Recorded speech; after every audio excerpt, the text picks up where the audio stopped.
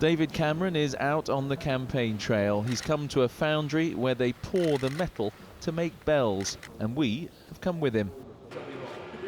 Like most election stops these days, there's a group of travelling press, not many voters, and it's the same story on his next campaign stop, a meeting at the College for the National Grid.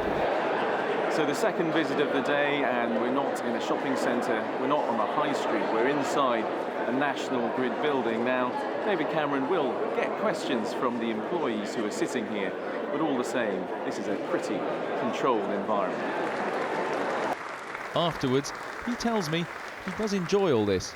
I love those things, actually, because, you know, live and direct questions from the audience about... Well, he has another month of it. Back on the bus, time for more questions. Hasn't it all got too personal over Ed Miliband and Trident? This is a very important issue. Are we going to be secure and safe as a nation? Are we going to have the nuclear deterrent, which is at the heart of our defence and has been for decades, or are we going to put it at risk? And I think you could have that argument without talking about stabbing people in the back, like he stabbed his brother in the back. You could have that argument separately. I think saying that Ed Miliband stabbed his brother in the back is hardly breaking new ground in British politics. So I wouldn't overdo that. The point, though, is a fundamental one, which is what is the price that Labour is prepared to pay for having the SNP supporting them in an attempt to get into Downing Street? Ed Miliband hasn't ruled this out. Let's take what Labour has said. One minute they say they want 3 submarines, then they want 4 submarines, then they're not sure. You can't suddenly, rustle up a nuclear submarine from nowhere. You've got to be clear about these things. This is the defence of our country. This is the ultimate insurance policy that we have as a nation.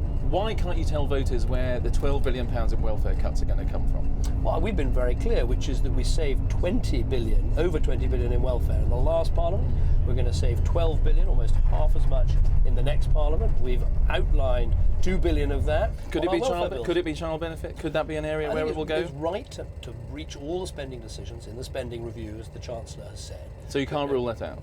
No, we've said it's 10 billion, half as much as last time, part of a programme. Look, the question is really... But you're not ruling it out by the sound of things. The question is, well, we haven't done that with child benefit in this Parliament. The question is really, do we want to go on reforming welfare? Labour think that unreformed welfare is fine. I think the alternative to reforming welfare is cutting people's pay by putting up their taxes. You took 2 of your children to Prime Minister's questions. Would you be happy if one of them said, you know what, I would like to go into politics?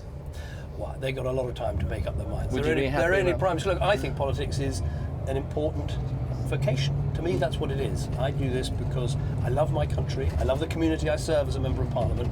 I think that if we make the right decisions, we can actually make this country stronger. So I'm passionate about what I do, and I want to win this election so we complete the work that we started on. And if my children took a view like that, then they must follow their star. That's what I'll say to them. And in 4 weeks, we'll know whether his star is still rising.